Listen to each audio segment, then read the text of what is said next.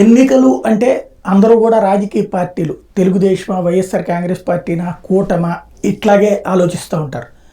Vijayawada central అంటే ఒకప్పుడు వంగవీటి రంగా పోటీ చేసినటువంటి నియోజకవర్గం, ఆ తర్వాత కాలంలో కోట శ్రీనివాసరావు గారు పోటీ చేసిన నియోజకవర్గం, ఇలాగా పేర్లు చెప్పుకోవడానికి వీళ్ళు ఉన్నటువంటి అలాంటి చోట్లన ఇప్పుడు అకస్మాత్తుగా ఒక మెరుపుగా ఎంటర్ అయ్యారు జొన్న విత్తుల వారు. అదే సినీ రంగానికి సంబంధించినటువంటి కవి, అట్లాగే అందరి దృష్టిలో ప్రతి ఒక్కరికి తెలిసినటువంటి వ్యక్తి.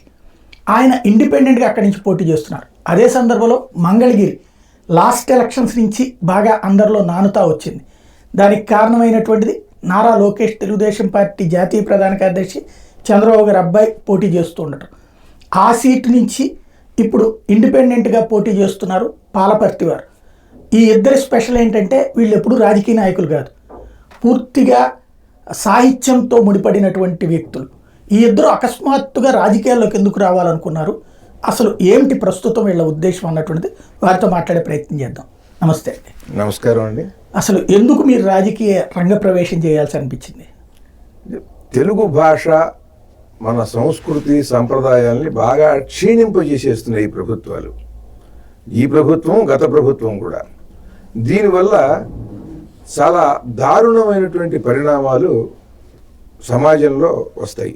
ఒక ఉదాహరణ, అప్పుడే పుట్టినటువంటి పసిపాప గాలి పీలుస్తుంది అంటే దాని మొదటి శ్వాస నుండి ఆ పిల్లకి కాలుష్యంతో ఉన్న గాలే పీలుస్తుంది, ధూళి దూషితమైనటువంటి గాలే పీలుస్తుంది.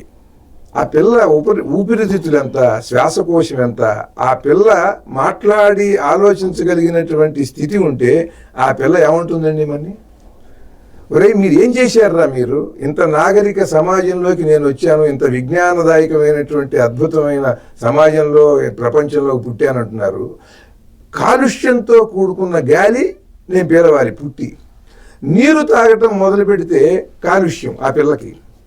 తల్లిపాలు అంతగా లేక పోనీ ఏదన్నా పిండి పాలు ఏమన్నా లేదా ఆవు పాలు అని అంటే అవి కల్తీ. పిండి పాలు అంటే అవి కల్తీ. కల్తీ మాత్రం కాదు, విష రసాయనాలు. కొద్దిగా ఏదన్నా కాస్త ఇంకా ఆయుర్దాయం ఉండి కాస్త పెరిగితే 2 ఏళ్ళు 3 ఏళ్ళు ఏ అరటిపండు తిందామంటే అరటిపండు కూడా విష రసాయనాలు. ఒక పసిపిల్ల ప్రపంచంలోకి వచ్చేటువంటి పిల్లకి ఆ పరిస్థితి తెచ్చింది ఎవరండి? గాలి తనంతట తనుగా కాలుష్యం అయిపోయిందే, నీరు అలా అయిందే. ఆ పిల్ల ఏదన్నా చదువుకోవాలి అని అంటే దానికి చరిత్ర తెలియదు. ఈ జాతిలో పుట్టినటువంటి మహావీరులు ఎవరు, వాళ్ళు ఏ త్యాగాలు చేశారు, ఎందుకు చేశారు, మన గొప్పదనం ఏమిటి, మనం సగర్వంగా తలెత్తుకుని ఇంతమంది మానవుల్లో 700-800 కోట్ల మంది మానవుల్లో సగర్వంగా మా జాతి గొప్పది, మా భాష గొప్పది అని చెప్పుకోవడానికి ఏమున్నది? ఓ మహాకవి గురించి తెలియదు, ఓ మహా త్యాగశీలి గురించి, వీరుడి గురించి, చరిత్ర గురించి ఏమీ తెలియకుండా అన్నీ కూడా అవకతవకలు, అబద్ధాలు.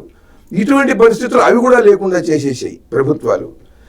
దీన్ని నేను చూసి ఈ తెలుగు భాషా సంస్కృతులు ఎలా నాశనం చేశారు, ఆ తెలుగు కవిత్వంతోనే దేశాల్లో మమ్మల్ని ఆహ్వానిస్తున్నారు. నేను అందరికీ తెలిసిన వాడిని. నాకింత గౌరవం తెచ్చి నా బ్రతుకు హాయిగా గడిచేలాగా చేసినటువంటి ఈ తెలుగు భాష నా కళ్ళ ముందే క్షీణించటం అనేది నాకు చాలా బాధ కలిగి నేను ఒక తెలుగు పార్టీ పెట్టి 175 స్థానాల్లో కూడా నీతిపరులు, నిజాయితీ పరులు, ఇటువంటి శతావధానులు, మహాపండితులు, రాష్ట్రపతి పురస్కార గ్రహీతలైన సంస్కృతాంధ్ర పండితులు, సహస్రావధానులు, డప్పు కళాకారులు, పౌరాణిక రంగస్థల కళాకారులు, ఏ రంగాలని వీళ్ళు పాడు చేశారో వాళ్ళల్లో ఉన్నటువంటి నిష్ణాతులు, కాస్త రాజకీయమైన అవగాహన ఉన్నవాళ్ళు, లేదా ధీరత్వంతో నిలబడేవాళ్ళు, ఇది తప్పు అని నిరసనగా ప్రతిఘటనగా నిలబడినా చాలు అటువంటి వాళ్ళు, మంచి పేరుండి అటువంటి వాళ్ళని తీసుకొచ్చి 175 స్థానాల్లో పెడితే అప్పుడు ముత్యాలన్నీ ఒక చోట, నత్తగొల్లలన్నీ ఒక చోట అంటారు చూసారా, మిగతా వాళ్ళకి వీళ్ళకి తేడా తెలుస్తుంది. వీళ్ళని ఆదరించి వీళ్ళని గౌరవించేటువంటి వాళ్ళు సమాజంలో ఓ 30-40% ఉన్నారు. ఈ 30-40%లో ఒక 5% ఈ పార్టీకి, 5% ఆ పార్టీకే వేస్తారు. కానీ 20% మాత్రం అసలు రావట్లే అసలు ఓట్లు వేయటానికి. ఎందుకనంటే వీళ్ళు నక్క, తోడేలు, మొసలి, రాబందు నిలబడింది. నిలబడినటువంటి వాటిలో ఏదో ఒకటి ఎన్నుకోమంటే ఎవరికి ఓటేసినా హాని. అందుకని ఎవరు రావట్లా. ఆ రాని 20% వాళ్ళకి కులం పిచ్చి లేదు, డబ్బు పిచ్చి లేదు, డబ్బు తీసుకోవట్లా, కులం చుట్టాల వాళ్ళు, అన్ని కులాల వాళ్ళు ఉంటారు. కనుక ఆ 20% మంది ఓటేయటానికి ఒక మంచి పార్టీ లేదు సాయి గారు. రైట్. అటువంటిది నేను పెడతాను అని అంటే కాదు. ఇటువంటి యోగ్యులు, మహానుభావులు, పండితులైనటువంటి వాళ్ళు, ఈ జాతికి గర్వకారకులైనటువంటి వాళ్ళందరినీ కూడా ఇలా 175 మందిని 5 కోట్ల మందిలో వాళ్ళని వివిధ రంగాల్లో వాళ్ళని కనుక నిలబెట్టినట్టయితే వీళ్ళు వచ్చి ఓటేయటానికి ఒక మంచి పార్టీ ఉంటుంది. అప్పుడు ఏమవుతుందనంటే 20-25% వీళ్ళు వచ్చి వేస్తే ఈ 2 పార్టీల్లోంచి కూడా నీతి పరులు, నిజాయితీ పరులు మనం వీళ్ళకి వేయటం తప్పు అని వాళ్ళు కూడా కాస్త మంచి ఆలోచన పరులు ఆలోచించి వివేకంతో మాకు వేస్తే 5% చాలా బలమైనటువంటి పార్టీ అయి అధికారంలో కూడా వచ్చే అవకాశం ఉంటుంది. ఇదంతా ఊహ అనుకుంటున్నారు. ప్రతిదీ కూడా ఊహతోనే విమానం, ఊహతోనే రాకెట్, ప్రతిదీ కూడా ఒక కల్పన, దానికి ఒక ప్రత్యేకమైన తర్కం ఉండాలి, దాంట్లో విశ్వాసం ఉండాలి. మాకు విశ్వాసం ఉంది, కనిపిస్తున్నది. అందుకని వీళ్ళందరికీ చెప్పాను. రాష్ట్రపతి అవార్డు గ్రహీత వీళ్ళందరూ కూడా ఇప్పుడు నేను చెప్పిన వాళ్ళందరూ నిలబడాలి. కానీ నేను పెట్టినటువంటి పార్టీకి రిజిస్ట్రేషన్ రాలా. దాంతో ఈ ఎన్నికల కోడ్ ఉంది కదా, ఇప్పుడు రాదు. ఈ స్వతంత్ర పార్టీ అనేప్పటికీ ఎవడన్నా ఏదైనా వచ్చి అల్లరి చేసినా కూడా గొడవలు అవుతాయండి అని చెప్పి పాపం వెనక్కి తగ్గారు. మహిళలు కూడా వచ్చారు నిలబడాలని. సరే, మేము ఈ అవకాశాన్ని మనం సద్వినియోగం చేసుకుని మన వాణి వినిపించి మనం ఏం చేయదలుచుకున్నామో చెప్పి స్వతంత్రంగానే నిలబడదాము. ఈయన ఆత్మీయులు, మేము ఎప్పుడు చాలా అన్నదమ్ములుగా ఉంటాం. మాకు సుమారుగా 40 సంవత్సరాల పైగా స్నేహం. విశ్వనాథ సత్యనారాయణ గారి ఇంట్లో వాళ్ళ అబ్బాయి నన్ను ఈయనకి పరిచయం చేశాడు. అటువంటి స్నేహం అలా కలిసి ఇంగ్లాండ్ వెళ్ళాము, అమెరికా వెళ్ళాము, బొంబాయి, సింగపూరు, ఢిల్లీ, ఇట్లా ఎక్కడికి వెళ్ళినా కలిసి వెళ్ళాము. ఆయన ఎన్నో అవధానాలు చేశారు, అచ్చతెనుగు అవధానాలు. అవి వాటికి అధ్యక్షుడిగా ఉన్నారు, సంచాలకుడిగా ఉన్నాయో, సంధానకర్తగా ఉన్న చాలా. అలా ఈ అనుబంధంతో నేను ఉంటాను సోదరా అని ఆయన అంటాం. అలా మంగళగిరిలో, ఎందుకంటే మంగళగిరికి చాలా ప్రాధాన్యం ఉంది. అది మంగళగిరా తెలియట్లే ఎవరికి. ఒక అచ్చతెనుగు అవధాని, ఎందుకంటే మరి పండితుడిని అడగాలి కదా. కనుక ఇటువంటి ఏదైనా సందేహాలు వస్తే భాషకు సంబంధించి మహాపండితుడు ఉంటాడు కదా అని చెప్పి, నాన్నగారు మీరు మంగళగిరిలోనే ఉండండి, మంగళగిరిలోనే నిలబడాలి అన్న. ఆయన కూడా మంగళగిరి నివాసి, మంగళగిరి కాదు, మంగళగిరి గారు, మంగళగిరిలోనే ఆయన నివాస స్థలం. కనుక ఆయన మంగళగిరిలో చేస్తున్నారు. నేను విజయవాడ సెంట్రల్, అదే నేను పెరిగిందంతా అక్కడే, సత్యనారాయణ సింగినగర్. కనుక నేను అక్కడి నుంచి చేస్తున్నాను. పాలపర్తి వారు, మీ ఉద్దేశం ఏంటి? లోకేష్ లాంటి వ్యక్తి అక్కడ పోటీ చేస్తున్నారు, ఒక రకంగా ఇప్పుడు ప్రతిష్టాత్మకమైంది, మీరేం చెప్పదలుచుకున్నారు? ఎవరు పోటీ చేస్తున్నారు, ప్రతిష్టాత్మకమైంది అనేటువంటి ఆ ఊహ మాత్రం లేనే లేదు. అందరం పోటీ చేస్తున్నాం. ఇప్పుడు కిందసారి ఆయన పోటీ చేసి ఆయన ఓడిపోయాడు, ఇంకా పవన్ కళ్యాణ్ గారు ఓడిపోయారు, నేను పోటీ చేస్తున్నాను. చివరి ఓటు లెక్క పెట్టే వరకు ఎవరు గెలుస్తామో తెలియదు అనే ఒక ఆత్మవిశ్వాసంతో మొత్తం అందరూ ఆ నియోజకవర్గం వైపు ఒక విధంగా దృష్టి పెడుతున్నారు. కాబట్టి అక్కడి నుంచి మాతృభాష గురించి ఎవరు మాట్లాడకుండా మేనిఫెస్టోలు విడుదల చేస్తున్నారు అనే విషయాన్ని ప్రజలందరికీ తెలియజేయడం కోసం ఆ ఉద్దేశంతో మంగళగిరి నుంచి అయితే బాగుంటుందని అనిపించింది. అంతే తప్ప ఎదుర్కొన్న ఉన్నవాళ్ళు ఎవరు, వాళ్ళ మీద అనుకూలత, వ్యతిరేకత ఇవన్నీ ఏమీ లేవు. అన్నది ఎవరు ఎట్లాంటి వాళ్ళైనా ఏమైనా సరే మాతృభాష గురించి మాట్లాడకపోవడం అనేది, దాన్ని అక్కర్లేని విషయంగా భావించడం అనే దానికి ఎవరిని క్షమించడానికి వీల్లేదు. అందుకోసం ఈ విషయాన్ని ఇప్పుడు ఎన్నికల సమయంలో అందరూ వారి వారి అభిప్రాయాలు చెప్పుకునే సమయం కాబట్టి ఈ సమయంలో అందరూ ఎవరెందుకు పోటీ చేస్తున్నారనే విషయం కోసం ఓటర్లు, ప్రజలు అందరూ ఎదురు చూస్తుంటారు కనుక వారి దృష్టికి తీసుకువెళ్ళడానికి, వారి ఓటు నా పెట్టులో వేస్తారని కాదు, నా మాట వారి చెవిలో వేయడం కోసమే నేను మంగళగిరి నుంచి పోటీ చేస్తాను. చాలా మంచి మాట. ముందు మీ నియోజకవర్గంలో ఉన్న ప్రధాన అభ్యర్థులకే మీరు తెలుగు నేర్పాలనుకుంటా. అది తప్పదు. మరి నేను చేసిన వృత్తి ఉపాధ్యాయ వృత్తి కాబట్టి మంగళగిరిలో ఉన్న వాళ్ళకి పక్కనున్న నది పేరు ఏమిటో కూడా చెప్పాలి. ఇది మూసీ నది కాదు, కృష్ణానది అని చెప్పాలి. దీన్ని చక్కగా మంగళగిరి అని పలకాలి, మందలగిరి అని ఏదో అనుకోకూడదు. ఇటువంటివన్నీ చిన్న చిన్న పిల్లలకి పెద్దవాళ్ళకి కూడా యువతరానికి కూడా నేర్పవలసి వస్తుంది. కనుక అది లేకుండా మనకి మిగతా ఏమున్నప్పటికీ కూడా మానవ సంబంధాలు దెబ్బతింటాయి. ఆ మానవ సంబంధాలు దెబ్బతిన్న తర్వాత ఎంత ధనం సంపాదించిన ఉపయోగం లేదు అనే విషయాన్ని వాళ్ళు వాళ్ళ ఇతర ప్రయోజనాల కోసం బయటికి పెట్టట్లేదు వాళ్ళు. ఎందుకని వాళ్ళ కుటుంబాల్లో కూడా వాళ్ళు వాళ్ళ తల్లిదండ్రులు అన్నదమ్ముల మధ్యన కూడా ఒక ఆత్మీయత లేకపోవడానికి కారణం మాతృభాషలో అధ్యయనం తగ్గటం చేతనే. అది ఉంటే వాళ్ళు రహస్యంగా కొట్టుకోవడం కానీ బయటికి తిట్టుకోవడాలు కానీ ఇటువంటివి లేకుండా కాస్త ఆలోచిస్తారు. మన రామాయణంలో ఏం చెప్పారు, భారతంలో ఏం చెప్పారు, మనం ఎట్లా ఉన్నామనే ఒక స్ఫూర్తి కలుగుతుంది. అది లేకుండా వాళ్ళని తయారు చేసి వాళ్ళకి ఏదో సర్టిఫికేట్లు వచ్చేసాయని వాళ్ళు ఇంకా అమెరికా పారిపోతారనో లేకపోతే ఇటువంటి ఒక యాంత్రికమైనటువంటి జీవులను తయారు చేయకూడదు. మాతృభాష లేకపోతే అటువంటి వాళ్ళే తయారవుతారని విద్యావేత్తలు చెబుతున్నారు, మానసిక శాస్త్రవేత్తలు చెబుతున్నారు, వైద్యులు చెబుతున్నారు. కాబట్టి కనీసం ప్రాథమిక స్థాయి వరకు తెలుగులో చదువుకున్నట్లయితే తెలుగు వాళ్ళు తెలుగులో చదువుకుంటే కొన్ని సామెతలు, కొన్ని పాటలు, కొన్ని పద్యాలు వీటి వలన వాళ్ళకి వాళ్ళ కష్ట సుఖాల సమయంలో గుర్తొస్తూ ఉంటాయి. దానివలన అమ్మని అమ్మ నాలి, నాన్న నాలి, అక్కా చెల్లి వీళ్ళందరూ గుర్తొస్తారు. మన చుట్టూ ఉండే పదార్థాలు ఇవన్నీ తెలుస్తాయి. ఇటువంటి ఒక ఉత్తమమైన జీవనాన్ని పొందటానికి మాతృభాష అవసరము అనే విషయాన్ని ఈ సందర్భంలో లోకానికి చెప్పుకోవడం కోసం నేను పోటీ చేస్తాను. ఏం గుర్తు వచ్చింది మీకు? నాకు పనస పండు గుర్తు వచ్చింది. తల్లి గరగర, తండ్రి పీచు పీచు, బిడ్డలు రత్నమాణిక్యాలు అని చిన్నప్పుడు ఇదొక పొడుపు కథగా చెప్పించేవాడు పిల్లల చేత. అంటే ఏమిటంటే పనస పండు అనేవాళ్ళు. కాబట్టి తెలుగు చదువుకున్న పిల్లలు రత్నమాణిక్యాలుగా తయారవుతారు. అందరం అటువంటి వాళ్ళంగా తయారవుతాం. ఇప్పుడు ఈ ఎలక్షన్లో మాట్లాడేటువంటి నాయకులు అందరూ కూడా భయంకరమైన తెలుగులోనే మాట్లాడుతున్నారు. ఎవరు ఇంగ్లీష్లో మాట్లాడట్లేదు. వాళ్ళు పిచ్చి పిచ్చి తిట్లు కానీ మాటలు కానీ ఏవైనా ఇది తెలుగులో మాట్లాడటం వల్ల ఓట్లు వస్తాయని అనుకుంటున్నారు. కానీ మీకు మాత్రం మేము ఇంగ్లీష్లోనే ఎల్కేజీ నుంచి చదివించడం చేత మీరు గొప్పవాళ్ళు అయిపోతారు అని అంటున్నారు. కాబట్టి అది సరైన ఆలోచన కాదు అనే విషయాన్ని చెప్పడానికి పెద్దతనం చేత కానీ నేను చేసిన అధ్యాపకత్వం చేత కానీ నేను అనేక దేశాలు తిరిగాను. ఒక దక్షిణాఫ్రికా తప్ప అన్ని దేశాల్లోనూ అచ్చ తెలుగు అవధానాలు అవి చేశాను. అక్కడ ఉండేటువంటి తెలుగు వారందరూ ఎంతో ఆనందిస్తున్నారు. వాళ్ళు తెలుగు భాష కోసం ఎంతో కృషి చేస్తున్నారు. ఇక్కడ పుట్టిన పిల్లలకు వాళ్ళు ఏమాత్రం తెలుగు మాట కూడా రాకుండా తెలుగు పిల్లలుగా పెరుగుతున్నారు. ఆ పద్ధతి నుంచి మనం బయటపడాలి. అప్పుడు మాత్రమే ఉత్తమమైన తరాలు ఏర్పడతాయి, సమాజం ఏర్పడుతుంది. ఇది అన్ని పార్టీలు గమనించాలి. జొన్నవిత్తులు గారు, ఇవాళ మీరు విజయవాడ సెంట్రల్ అంటే ఓ రకంగా సంచలనాత్మకమైనటువంటి నియోజకవర్గం. ఏం ఆశిస్తున్నారు అక్కడ ప్రజలకి? ఈ భాష గురించి చెప్తారా? ఎలక్షన్లకు సంబంధించి వాళ్ళ పబ్లిక్ ఉన్న ఫీలింగ్స్ మీద ఏమంటారు? విజయవాడకి సంబంధించినటువంటి మేనిఫెస్టో వేరండి, పార్టీకి సంబంధించినటువంటి మేనిఫెస్టో వేరు. పార్టీకి సంబంధించింది ఇక్కడ అది మనం దానికి ఇక్కడ పనికిరాదు, ఇక్కడ పని చేయదు.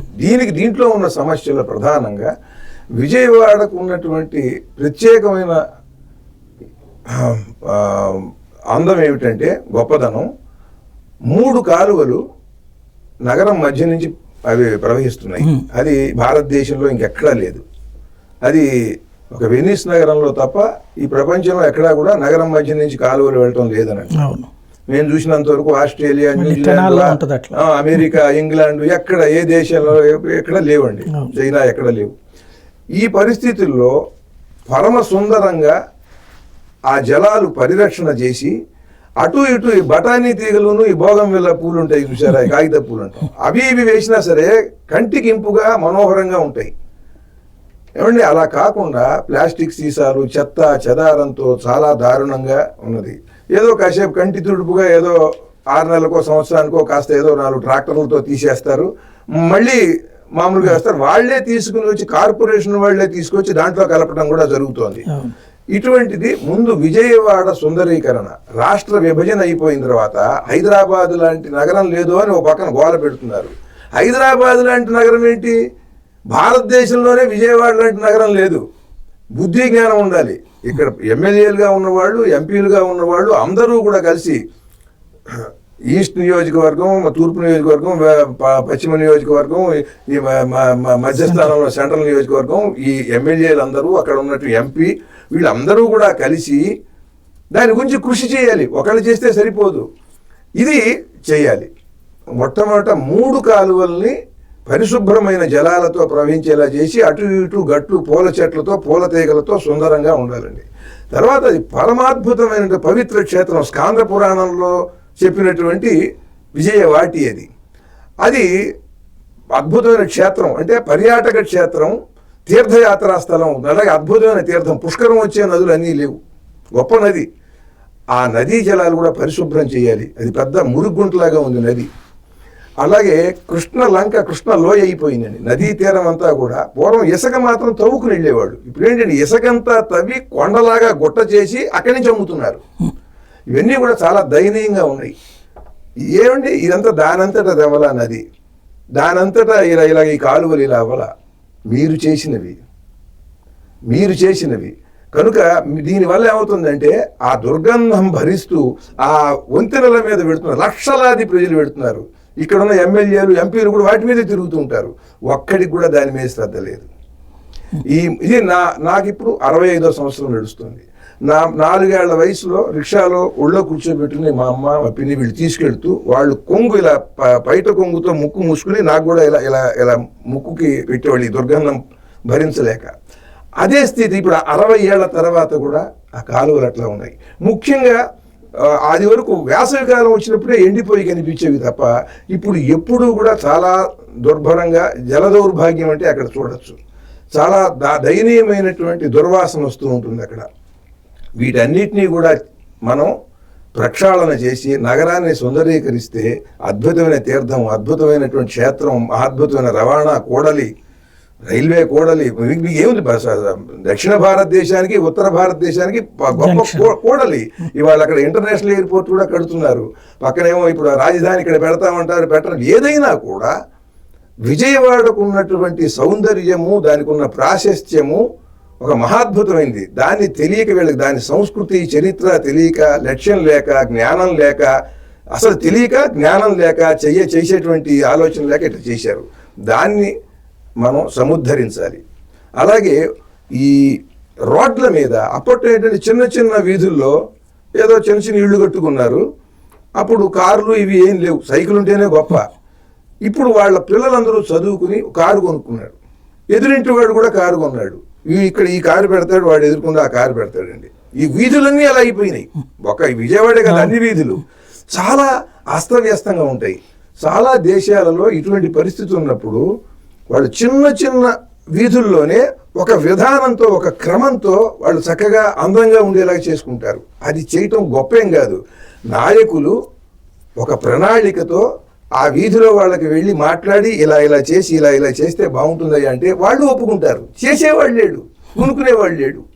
అలాగే విజయవాడలో ఈ నియోజకవర్గంలో ప్రతి దేవాలయంలో కూడా 7 గంటలకు కొన్ని దేవాలయాలు తీరు. అర్చకుడికి జీతం లేదు, ఆదాయం లేదు, గౌరవం లేదు అని బాధపడటం అది ఒక ఎత్తు అయితే, నేను గుడికి వెళ్ళాలి అని అంటే 6:30, 7ంటికి 6:30కి వెళ్ళాలంటే దేవుడి తలుపులు తీయటల్లా. ఎందుకనంటే అతనికి సరైనటువంటి జీతం ఉండదు. అతను ఎక్కడికో వెళ్ళి ఏదో అభిషేకం అంటే దానికి వెళ్ళి వస్తాడు. కనుక ఒక నిర్ణీత సమయంలో గుడి తలుపులు తెరిచి ధూపదీప నైవేద్యాలు జరగాలని ప్రతి గుడిలోనూ ఈ నియోజకవర్గంలో అర్చకుడికి అర్హతకి తగిన జీతాలు, దానికి తగినటువంటి పారితోషికాలు ఉండాలి. అలాగే అర్చకుడికి పళ్ళెల్లో వేసిన దక్షిణ అతనికే చెందేలా చట్టం చేయాలి. ఎందుకంటే మీరు పురాణాలను వ్యతిరేకిస్తున్నారు. ఈ దేవాదాయ శాఖ వాళ్ళు, ప్రభుత్వం వాళ్ళు ఎంత దుర్మార్గం అంటే మీరు ఇతర మతాల జోలికి రావట్లేదు. హిందూ పురాణాలు ఏం చెప్తున్నాయి, శాస్త్రాలు, ఒక దైవ క్షేత్రానికి వెళ్ళినప్పుడు, తీర్థానికి వెళ్ళినప్పుడు యోగ్యుడైనటువంటి అర్చకుడికి, బ్రాహ్మణుడికి దక్షిణ ఇవ్వాలి, నీకు పుణ్యం వస్తుంది, లేకపోతే నీకు ఏదో ఒక ఫలం దక్కుతుంది అని. అది దానికి అనుసరించి వీడు కూడా చక్కగా వాక్స్ఫుటంగా చక్కగా చదివాడు మంత్రం. దీర్ఘాయుష్మాన్ భవ, ఆయురారోగ్య అభయ ఐశ్వర్య ప్రాప్తి రస్తు అన్నాడు. ఎవడంటాడండి నువ్వు ఇచ్చే రూపాయి 2 రూపాయలకి శతమానం భవతి, 100 ఏళ్ళు బతకాలి నువ్వు రూపాయి ఇస్తే? వాడు అంటున్నాడు, సశాస్త్రీయంగా అంటున్నాడు, హృదయపూర్వకంగా అంటున్నాడు. ఆ అంటున్న దానికి వీళ్ళు ఆనందంగా యోగ్యుడు, ఈయనకి ఇది తప్ప వేరే ఆధారం లేదు, చక్కగా చదువుకున్నవాడు, ఈయనకి మనం ఇవ్వాలి అని చెప్పి వాళ్ళకి అనిపించి ఇస్తున్నప్పుడు దాన్ని తీసుకెళ్లి మీరు బలవంతంగా హుండీలో వేయిస్తున్నారు. ఇది దుర్మార్గం అండి. అర్చకుడిని దోచుకోవటం, అది అర్చకుడి దక్షిణ. ఇది భారతీయ సంప్రదాయం ప్రకారం పురాణములు శాస్త్రములు చెబుతున్నవి ఏంటంటే అర్చకుడికి దక్షిణ ఇవ్వాలి. నువ్వేమి ఇవ్వట్లేదు కదా. వచ్చిన వాడు భక్తుడు ఒకడు 100 రూపాయలు ఇస్తాడు, ఒకడు 50 ఇస్తాడు, ఒకడు రూపాయి ఇస్తాడు. నీకేమిటి నీ సొమ్మేం పోయింది? కనుక హుండీలో వేసేది హుండీలో వేస్తాడు. కనుక అర్చకుడికి పళ్ళెంలో వేసేది అర్చకుడికి చెందాలి. అప్పుడేమవుతుందంటే అర్చకుడు వస్తాడు, పొద్దున్నే వచ్చి ఇచ్చేస్తాడండి. అలాగే గుళ్ళల్లో 2 నుంచి 4 వరకు ఖాళీగా ఉంటుంది సమయం. ఆ సమయంలో తెలుగు భాష, సంస్కృతం, ఇంగ్లీషు, సెల్ ఫోన్ మెకానిజం, ఈ టీవీ మెకానిజం, ఇటువంటివి, నాట్యం నేర్చుకోవాలనుంది ఒక అమ్మాయికి, వీణ నేర్చుకోవాలనుంది, గిటార్ నేర్చుకోవాలనుంది, ఇటువంటి కళలు, విజ్ఞానానికి సంబంధించినవి, అలాగే పర్సనాలిటీ డెవలప్మెంట్కి సంబంధించినటువంటి అంశాలు, దాని నిపుణులు వచ్చి ఉచితంగా 1 గంట చెప్తారు. ఎవరికి ఏది కావాలో ఈ గుళ్ళలన్నింటిలో కూడా ఇలా ఏర్పాటు చేస్తే ఒక అద్భుతమైనటువంటి వికాసం వస్తుంది. దీంట్లో కులము మతము ఏమీ లేదు. మతాలకు సంబంధించి ముస్లిం, క్రైస్తవ, హిందూ, జైన, సిక్కు అక్కడ ఉన్నటువంటి మతాల వాళ్ళందరితో ఒక మత సామరస్య మండలి ఏర్పాటు చేయాలి. వాళ్ళు నెలకొక్కసారి వచ్చి 2 గంటలే ఉంటుంది. అక్కడ అన్ని కులాల వాళ్ళు, మతాల వాళ్ళు వాళ్ళ పిల్లల్ని తీసుకొచ్చి కూర్చోబెట్టి చేయాలి. అదే కళాక్షేత్రము గవర్నమెంటే ఇస్తుంది, గవర్నమెంట్ కూడా చేయాలి. అక్కడ ఏంటంటే వాళ్ళ మత గ్రంథాల్లో ఉన్నటువంటి అద్భుతమైన సమాజానికి, సాటి మానవుడికి ఏమి చెయ్యాలి, తను మానవుడుగానే ఎన్నో విషయాలు ఉంటాయి ప్రతి మతంలో, అవి వాళ్ళు చెప్తారు. 20 నిమిషాలే, తర్వాత 1 సెకండ్ కూడా ఉండదు. ఎవరో మీలాంటి వాళ్ళని కూర్చోబెట్టేసి దాన్ని ఒక అధ్యక్షుడిగా దాన్ని నడిపేస్తే 5 20 నిమిషాలు చెప్తారండి. ఈ పిల్లలు వింటారు. దానికి ఒక 20 నిమిషాల్లో దానికి ఒక చక్కని సమీక్ష జరుగుతుంది. అందరూ అక్కడ ఏదో పలహారం తీసుకుంటారు, అక్కడి నుంచి వెళ్ళిపోతారు. నెలకొక్కసారి ఇలా జరగనండి, మతాల మధ్యన సామరస్యం వస్తుంది. మంచి పాయింట్ ఏమండి. ఇటువంటి ఆలోచనలతో నేను విజయవాడకి ఇటువంటివి చెయ్యాలి అని నేను పూనుకుని ఈ సెంట్రల్ నియోజకవర్గంలో అభ్యర్థిగా నిలబడ్డాను. రైట్. ఇవాళ అసలు రాజకీయ పార్టీలను చూస్తే మీకు ఏమనిపిస్తోంది? రాజకీయ తీరు ఎలా ఉంది ఇవాళ? దుర్మార్గానికి పరాకాష్ఠలు ఉన్నాయండి. ఎవరికి ఏం తెలియదు. పదవి వ్యామోహం తప్ప వాళ్ళ ఒక రకంగా చూస్తే జాలేస్తుంది. అది ఎలాంటిదంటే ఒక పావుని ఇంట్లోకి వచ్చినప్పుడు భయపడతాం మనం. ఎవడన్నా ధైర్యవంతుడు వచ్చి ఎవడన్నా కొట్టాడు అనుకోండి, దాని మెడ మీదో నడుము మీద కొడితే అది ఇటు కొట్టుకుంటూ ఉంటుంది. అప్పుడు మనకి జాలేస్తుందండి. అది మన మానవత్వం. ముందు పాము విషం పురుగు, అది విషం చిమ్ముతుంది, కాటేస్తుంది అనేది భయం, అది సహజం. అలాగే రాజకీయ నాయకుల పరిస్థితి, ఓడిపోతేను వాళ్ళు బాధపడుతుంటేను మనకే జాలేస్తుంది. అంటే నా వరకు నాకు వాళ్ళని చూస్తుంటే వాళ్ళ అయోమయ స్థితి, వాళ్ళ వావి వరుసలన్నీ కూడా వీధుల్లో పడిపోయాయండి. వాళ్ళ కుటుంబంలో ఉండే వావి వరుసలన్నీ పదవుల కోసం వీధుల్లోకి వచ్చేసి ఒకళ్ళనొకళ్ళు ద్వేషించుకుంటున్నారు, దూషించుకోవటం కాదు. ఇంతకన్నా కుటుంబ సంస్కృతికి విఘాతం ఏమన్నా ఉందండి? ఇప్పుడు రాముడి కుటుంబాన్ని ఎందుకని ఆదర్శంగా తీసుకున్నామండి? మీ భాష, మీరు చెప్పే భాషాభిమానం ఇప్పుడు చక్కగా వినబడుతున్నది. ఇదివరకు అమ్మగారు నాన్నగారు అంటుండేవాళ్ళు, ఇప్పుడు అమ్మ మొగుడు, అమ్మమ్మ మొగుడు, ఇలాంటి సంభాషణలు కూడా వస్తున్నాయి. మీరు గర్వంగా ఫీల్ అవుతున్నారు, బాధపడుతున్నారు. ఇప్పుడు మొగుడు అని అంటే మళ్ళీ పెళ్ళాం కూడా వస్తుంది. పెళ్ళాం తప్ప పెళ్ళాం అనొచ్చా అనకూడదా అని ఒక పెద్ద చర్చ లేచింది. అవునా కదా? పెళ్ళాం అనట్టారా అని. పెళ్ళాం అని అనొచ్చు, ఎందుకంటే అచ్చతెలుగు అవదాని ఉన్నాడు, ఆయన ఎదుర్కొని చెప్తున్నా. మొగుడు పెళ్ళాం అంటారు. అంటే ఎన్టీ రామారావు గారు మహానుభావుడు, ఆయన తల్లా పెళ్ళామా అని సినిమా తీశాడు. తల్లా సతీమణి, తల్లా భార్యామణి అని తీలా, తల్లా పెళ్ళామా అన్నాడు. మామూలుగా మాటలు. అలాగే తెలుగులో సామెత, తెలుగు తెలియాలి. తెలుగు నాకు వచ్చు అంటే కుదరదు, ఏమొచ్చో తెలిస్తే ఇటువంటి మాటలు మాట్లాడడం. పెళ్ళామంటే బెల్లము, తల్లిదండ్రి అల్లము అన్నారు. కొత్త కాపురం పెట్టిన తర్వాత అమ్మాయి వచ్చి ఇంట్లో కాస్త వేరే వెళ్ళిపోదామని ఏర్పాటు చేస్తే వాడు వేరే పెట్టుకున్న తర్వాత వాడిని చూసి అందరూ ఎగతాళిగా అన్నమాట. అవునులేరా, పెళ్ళామంటే బెల్లం, తల్లిదండ్రి అల్లము అని ఏ మేనమామలో చుట్టుపక్కల వాళ్ళు వాడిని ఎగతాళిగా అనే మాట, అది సామెత ఇది. కనుక పెళ్ళాము అనేది శుభ్రంగా వాడచ్చు. అన్నటువంటి మాట ఆవిడ ఏదన్నా ఇబ్బందికరంగా అంటే అది దోషం. కానీ ఏ శబ్దం వాడచ్చు వాడకూడదు అనేది నాయకులకు తెలియాలి, లేదా తెలుసుకోవాలి. అంటే ఈ అమ్మ మొగుడు, అమ్మమ్మ మొగుడు ఈ జేజమ్మ మొగుడు లాంటి పదాలు కరెక్టేనా? అలా చెబుతున్నాను కదండి. వాళ్ళు ఇంత మాత్రమే కాదు, ఒక అమానుషమైనటువంటి స్థితిని తీసుకొచ్చారండి. అంటే అవతల వాళ్ళు ఏదైనా చేస్తే ఒక మేనిఫెస్టో లాంటిదో, లేకపోతే వాళ్ళు ఏదైనా రూల్స్ ఏమైనా నియమ నిబంధనలు ఏమైనా పెడితే ప్రభుత్వంలో అవి చించేయటం, తగలబెట్టేసేయటం. ఏమండి అట్లాగే ఎవరికైనా ఒక కుర్రవాడు ఏదైనా ఒక రాయేసాడు పొరపాటున, అది ఒక ముఖ్యమంత్రి తగిలినప్పుడు అది తప్పు అనేటువంటిది చెప్పాలండి. అది తగిలిందా, గీసుకుందా, ఆయన గోరుతో గిచ్చుకున్నాడా అనేటువంటి చర్చ వెంటనే లేపేస్తున్నారు. అసలు రకరకాలుగా లేపుతున్నారు. అసలు అది ఏమిటో అది రుజువు అవుతుంది, కానీ ముందు మొట్టమొదట పక్కన ఉన్నటువంటి ఆ ఒక స్థాయి నాయకులు ఏమనాలంటే అదేమిటో రుజువు అయిన తర్వాత మాట్లాడుకుందాం, అది పోలీసు వాళ్ళు నిర్ధారణ చేస్తారు, కానీ అలా జరగటం తప్పు.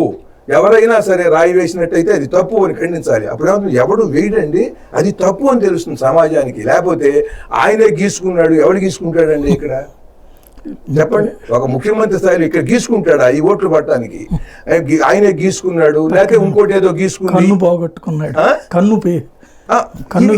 ఇవన్నీ దీనివల్ల ఏమవుతుందంటే ఒక అమానుషమైన భావజాలంతో సమాజాన్ని పాడు చేస్తున్నాం.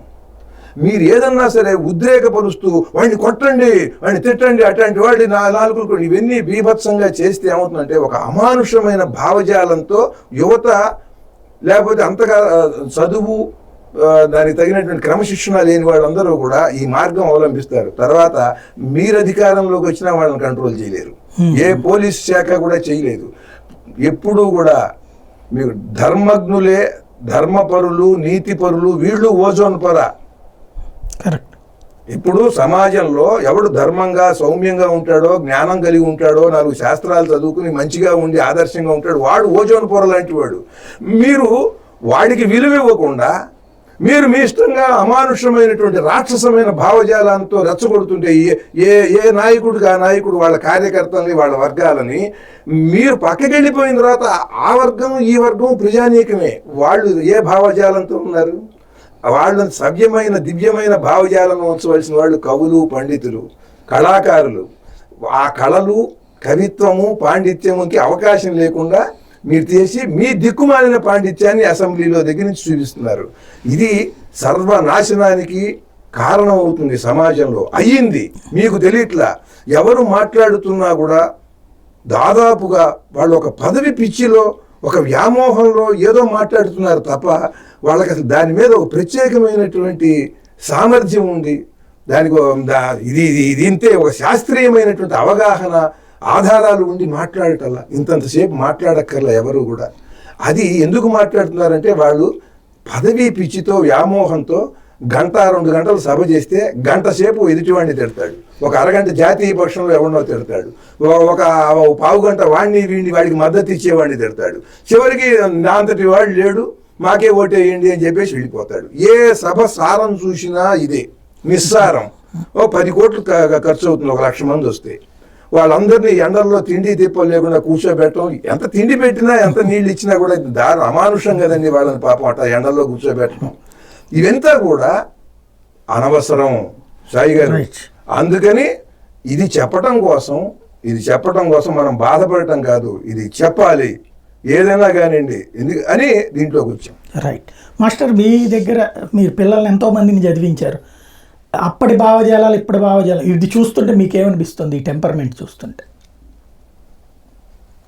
అప్పటి భావజాలం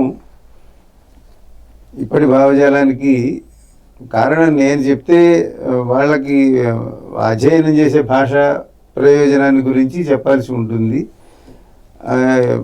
మొదటి కాలంలో కాలేజీల్లోనూ, కళాశాలల్లో, వాటిలోనూ అక్కడికి ఈ రౌడీయిజం ప్రవేశించడం, కొట్టుకోవడం, తిట్టుకోవడం, ఎలక్షన్లు జరగటం, వాటికి చాలా పెద్ద హంగామా జరుగుతూ ఉండేది. ఇవన్నీ మీకు తెలిసిన విషయాలే. కాబట్టి ఆ తర్వాత కాలంలో ఒక ప్రశాంతమైనటువంటి దీనివల్ల కార్పొరేట్ కళాశాలలు అవి పెరిగేటువంటి అవకాశం ఏర్పడింది. మరి అంతకు పూర్వం ఉండేటువంటి పాఠశాలల్లో, పల్లెటూళ్ళలో అన్ని చోట్ల కూడా గురువులేందు గౌరవంతో, విజయందు ఆత్మీయతతోటి అట్లా ఉండేటువంటి ఆ వ్యవస్థ పోయి ఇప్పుడంతా యాంత్రికంగా నేను చాలా గొప్ప ఫీజు కడుతున్నాను కాబట్టి ఆ సమయంలో నువ్వు ఏం చెప్తావు, నువ్వు వచ్చి చెప్పి వెళ్ళు, అంతేగా నీకు నాకు అంటే శైష్యోపాధ్యాయిక అంటారు, టీచర్ అండ్ టాట్. ఈ అనుబంధం అనేది పోయింది పూర్తిగా. యాంత్రికంగా ఆ పుస్తకంలో ఉన్నది బట్టి పట్టడం, చదవటం, రాయటం అనే పద్ధతిలోకి వచ్చింది. వీటన్నిటికీ తగినటువంటి పరిష్కారం వాడికి బాల్యంలో మాతృభాషా ప్రభావం చేత అటువంటి వాళ్ళు తయారు కారు అనేది ప్రత్యక్షంగా మనకు కనపడేటువంటి విధానం. అందుకోసమని ఇప్పుడు శ్రీకృష్ణదేవరాయలు మనకి శ్రీకాకుళం వెళ్ళబోయే ముందు ఆయన మంగళగిరి వచ్చారు. మంగళగిరి నరసింహస్వామి దగ్గర ఆయన ఇచ్చినటువంటి దానాలు అవన్నీ కూడా ఉన్నాయి. కాబట్టి దేశ భాషలందు తెలుగు లెస్స అని ఆయనకు కళలో కనపడే ఆంధ్ర మహావిష్ణువు చెప్పాడు. కాబట్టి ఒక భాషతో ఒక దేవుడు ఉండటం కానీ ఇవన్నీ కూడా మన తెలుగు భాష యొక్క గొప్పతనాన్ని, విశేషాన్ని తెలియజేసే కేంద్రంగా మంగళగిరిని చెప్పుకోవాలి. శ్రీకృష్ణదేవరాయలు మనందరం గౌరవిస్తూ ఉంటాం. ఆయన అంత చేశాడు, ఇంత చేశాడు అంటాం. ఆయన గౌరవించింది నువ్వు తెలుగులో రాయవయ్యా, ఇది తెలుగు నేలలో వీళ్ళందరికీ అర్థం కావాలంటే తెలుగులో రాయి అని సాక్షాత్తు భగవంతుడే శ్రీకృష్ణదేవరాయలకి చెప్పాడు. కాబట్టి దీని నుంచి మనం తెలుసుకోవాల్సింది ఏమంటే, మనం ఇంజనీరింగ్ చదవండి, మెడిసిన్ చదవండి, ఎంత ఏమైనా చదవండి, 10 భాషలు నేర్చుకోండి. అట్లా నేర్చుకునే వాళ్ళు ఎంతోమంది మాతృభాషలోనే నేర్చుకున్నారు. కట్టమంచి రామలింగారెడ్డి గారు కానీ, పివి నరసింహారావు గారు కానీ, ఇట్లాంటి వారందరూ కూడా మాతృభాషలో నేర్చుకున్న తర్వాత అన్ని భాషల్ని బాగా నేర్చుకోగలిగారు. కేవలం భాషలు ఎక్కువ నేర్చుకోవటమే కాకుండా ఒక మానవత్వంతో జీవించేటువంటి లక్షణం బంధుత్వాల విషయంలో కానీ, మానవ సంబంధాల విషయంలో కానీ ఒక యాంత్రికత అనేది లేకుండా ఉంటుంది అనేది ఇప్పుడు అందరికీ ఇళ్లలో తెలుస్తూనే ఉంది. పిల్లలు, పెద్దలు ఎవరికి వాళ్ళు అందరూ కలిసి కూర్చుని భోజనం చేసే లక్షణం కానీ, చక్కగా తెలుగులో మాట్లాడుకునే విషయం ఇవేమీ లేకుండా ఎవరికి వాళ్ళు వేరువేరుగా ఉంటూ ఒకటిగా ఉన్నామని అనుకునే స్థితి నుంచి బయటపడాలంటే అందరూ మాతృభాషలో బాల్యంలో అయినా ముందు వాళ్ళకి అవన్నీ తెలిసినట్లయితే దానికి మనకు ఒక ప్రయోజనం కలుగుతుంది అనే విషయాన్ని రాజకీయ నాయకులు గ్రహించాల్సి ఉంటుంది. ఒక చోట ఒక దేశంలో ఒక అవధానంలో అడిగారు, ఏమంటే తెలుగు భాష అంతరించిపోతే పోతుందండి అని అన్నారు. అంటే బద్దెన నీతులు పోయిన ముద్దుగా జీవించు తెలుగు బూతులలోనని ఒక పద్యం చెప్పాను అప్పుడు అక్కడ.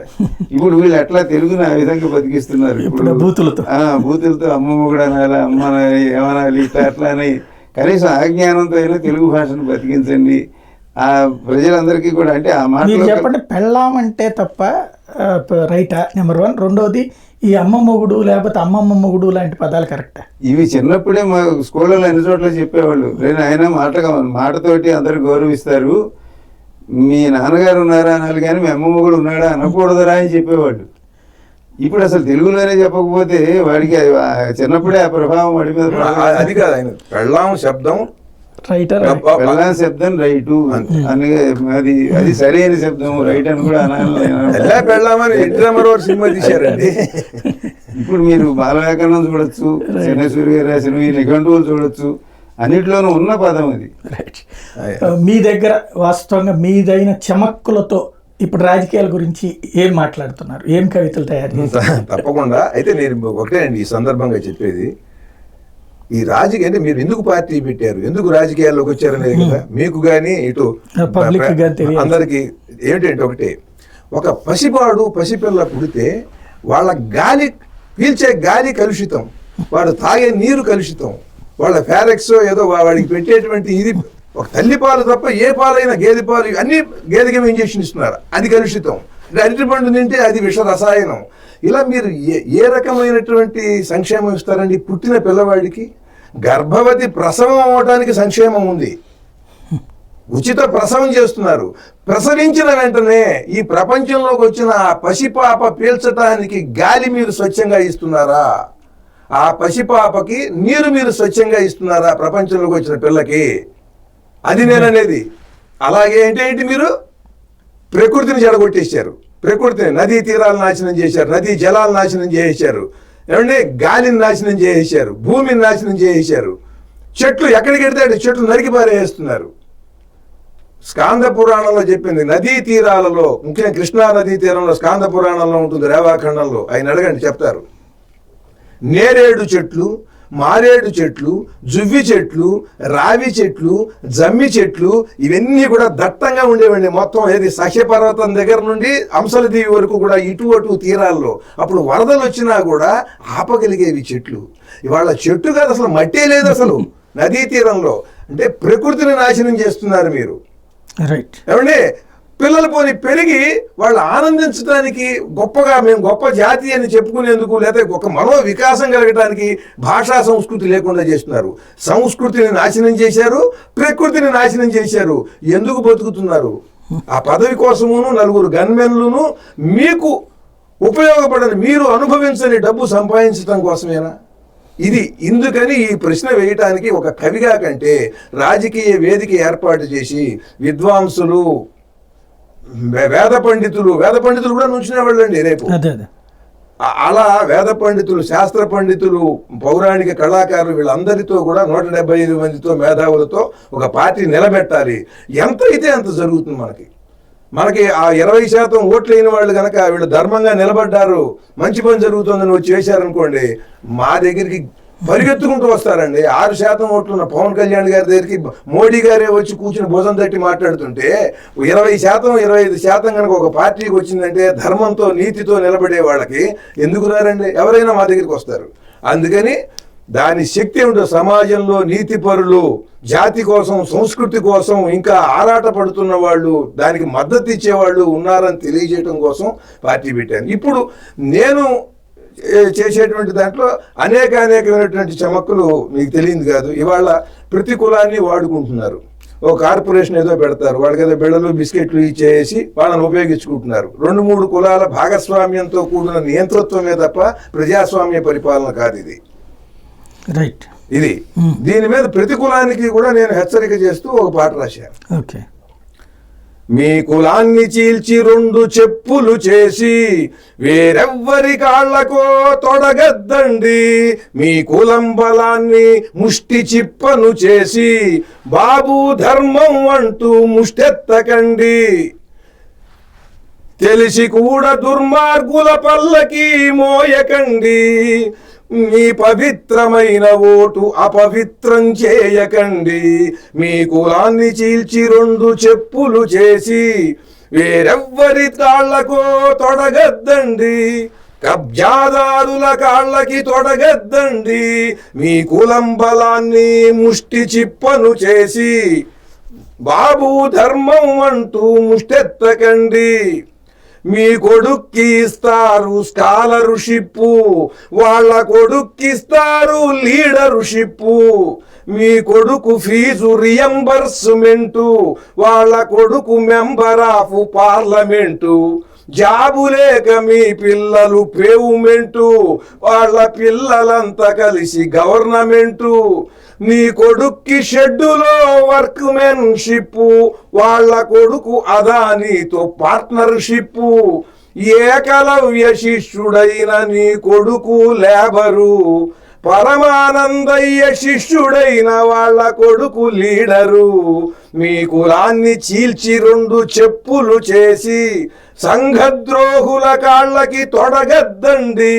మీ కులం బలాన్ని ముష్టి చిప్పను చేసి బాబు ధర్మం అంటూ ముష్టెత్తకండి. ఒక్కరోజు మీ ఓట్లు ముష్టెత్తుతారు, 5 ఏళ్ళు మీతో ఇక ముష్టెత్తిస్తారు. కట్టిస్తారట మీకు టిక్కీ ఇళ్ళు, శాశ్వతంగా అసెంబ్లీలో ఉంటూ వాళ్ళు. ప్రజలే మా దేవుళ్ళని చెబుతున్నారు, గుళ్ళో దేవుళ్ళనే దోస్తున్నారు. ఆ కులాల ఓట్లన్నీ వాళ్ళకే బ్రదరు, మీ కులాల ఓట్లన్నీ చెల్లా చెదురు.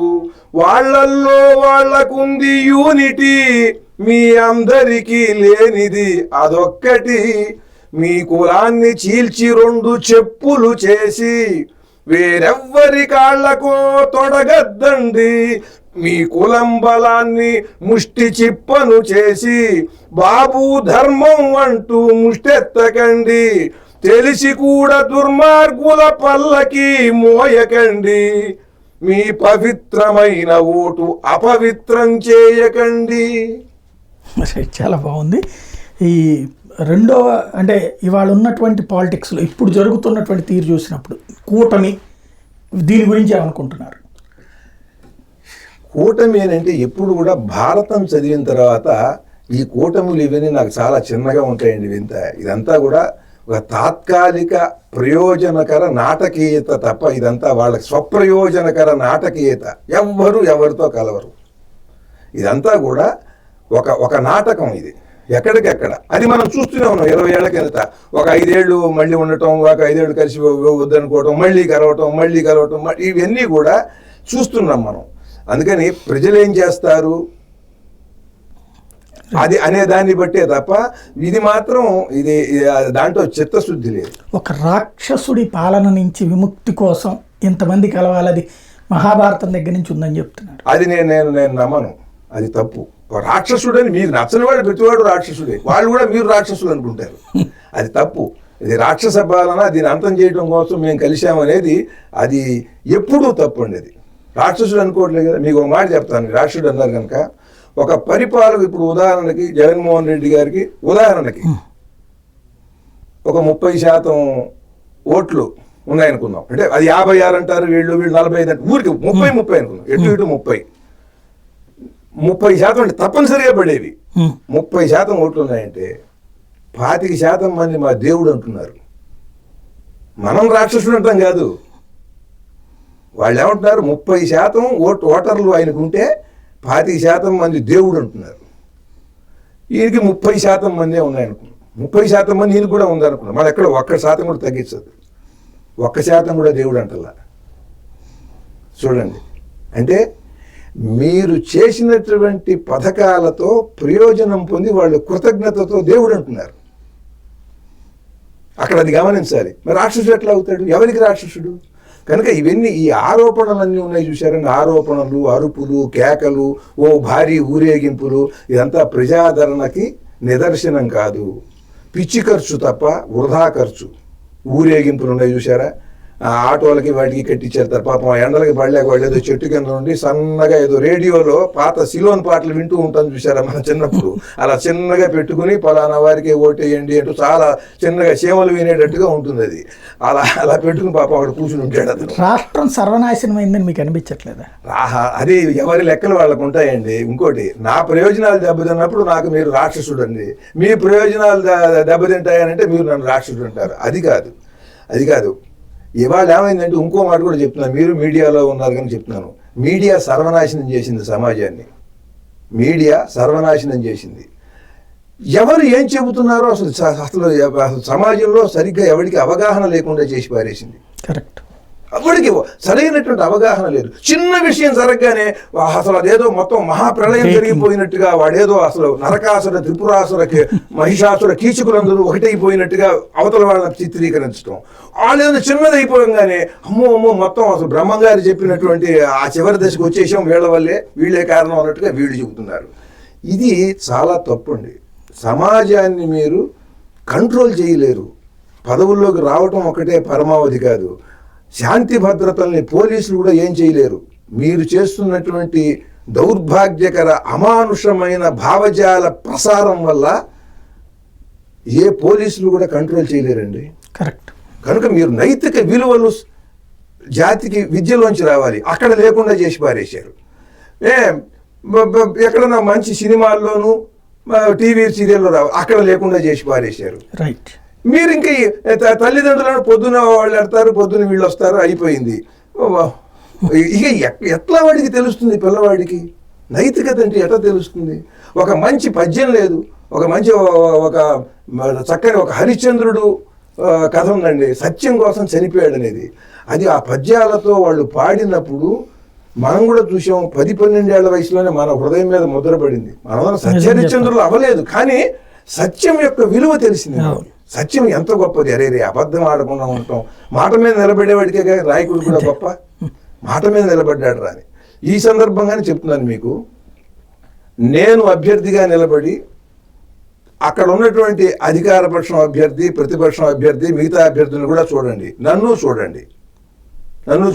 నేను చెప్పేది, ఎవరు సమాజానికి హితం చేస్తారో అధికారం లేకుండానే నేనేం చేశాను, సమాజంలో ధర్మానికి హాని జరిగినప్పుడు నేను నా గళం విప్పి ఎప్పుడెప్పుడు గుళ్ళు విగ్రహాలు పగలగొట్టినప్పుడు కానీ మరో కులాలని నిందించినప్పుడు కానీ నేను ఎలా ముందుకు వచ్చి చేశాను, నాకు ఎంత నష్టం వచ్చినా ఏది చేసినా.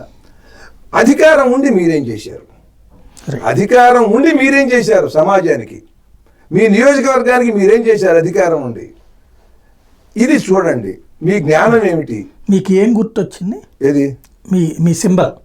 నాకు వీణ అండి, వీణ కావాలని వీణ తీసుకున్నాను. అంటే వాళ్ళు సితారాన్ని ఇచ్చారు, ఉత్తరాదిలో సితార, మనకి వీణ. Okay, right. ఫైనల్గా ఇంకా ఇవాళ రాజకీయం గురించి ఇంకేమైనా సెటైర్లు ఉన్నాయి మీ దగ్గర? చాలా ఉన్నాయి, ఎన్నో ఉంటాయి. ఇవాళ ఎన్నికల కమిషన్ 40 లక్షల లోపల ఖర్చు పెట్టమంటోంది. అంటే ఏంటి? నామినేషన్ వేసిన రోజు నుండి మీకు పోలింగ్ రోజు పోలింగ్ రోజు కాదు, కౌంటింగ్, మీ రిజల్ట్ విజయం తెలిసేంత వరకు కూడా, ఫలితాలు వెలువడే రోజు వరకు కూడా 40 లక్షలు ఖర్చు అవ్వాలి అసెంబ్లీ. దాంట్లో మూడు రోజులకి వాళ్ళకి తీసుకెళ్లి అకౌంట్స్ చూపించాలి. చాలా స్ట్రిక్ట్ గా ఉన్నారు, చాలా పద్ధతిగా ఉన్నారు. ఈ పద్ధతిగానే రేపు 11వ తారీఖు నుండి 13వ తారీఖు వరకు ఉండి వాళ్ళ మందు పోయినివ్వకుండా, డబ్బులు పంచలేకుండా ఉంటే మా స్వతంత్ర అభ్యర్థులకి చాలా మేలు చేసిన వాళ్ళు అవుతారు. మేమే గెలుస్తామండి. వీళ్ళు డబ్బులు పంచకపోతే, వీళ్ళు వాళ్ళని మభ్యపెట్టకపోతే అప్పుడు కూర్చోమనండి. వాళ్ళ నీతి పరులుగా ఉన్న మీ నీతి నిజాయితీల కక్షలో మీరు ఉండండి. అప్పుడు మీరేమిటి మేమేమిటి అనేది సమాజం నిర్ణయిస్తుంది. రైట్. ఇప్పుడు దీని మీద నేను రాశాను. ఎన్నికల కమిషన్ చెప్పిందినరా, ఉన్నత విలువలతో పోటీకి దిగరా, 40 లక్షలే ఖర్చు చెయ్యరా, నీ నీతి నిజాయితీ నిరూపించరా, దమ్ముంటే ధర్మంతో ఎమ్మెల్యే అవ్వరా. అంటే వీళ్ళు అసెంబ్లీలో ఛాలెంజ్ చేస్తుంటారు, దమ్ముంటే రాజీనామా చేసి రండి మూకుమ్మడిగా ఎలా ఎన్నికలకు వెళ్దామని.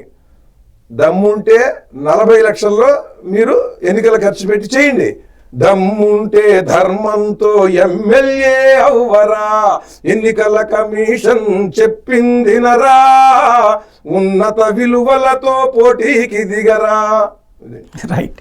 ఫైనల్గా పాలపర్తి గారు, ఇవాళ మీ నియోజకవర్గంలో ప్రజల దగ్గరికి మీరు వెళ్ళగలుగుతున్నారా, లేదంటే అవకాశం కుదురుతోంది వాళ్ళ ఉన్న డబ్బులు లేనిదే మనుషులు దొరకని పరిస్థితుల్లో, రాని పరిస్థితుల్లో? అది ప్రత్యక్షంగా అందరికీ తెలిసినటువంటి విషయం. దీని విషయంలో ఎలక్షన్ కమిషన్ ఊరికే మీరు తీసుకొచ్చిన బిల్లులు అవి మాకు ప్రతిపాదించండి, ఇవి చూపించండి, దీంతో లెక్క సరిపోయిందంటే 40 లక్షలు అంటే 39 లక్షలకే సరిపెట్టి చూపిస్తారు పెద్ద వాళ్ళందరూ. ఇప్పటికే 100 కోట్ల స్థాయిలోకి ఖర్చులు జరిగిపోవడం జరుగుతుంది. అందుకని ఎలక్షన్ కమిషన్ వారు ఇక నుంచి పోటీ చేసేవారు 40 లక్షలు వారికి ఇవ్వాలి. వారి దగ్గర నుంచి ఈ పాల్గొన్నటువంటి వాళ్ళు కానీ వాళ్ళకి పనిచేసినటువంటి వాళ్ళ పేమెంట్ వీళ్ళ దగ్గర నుంచి వెళ్ళాలి.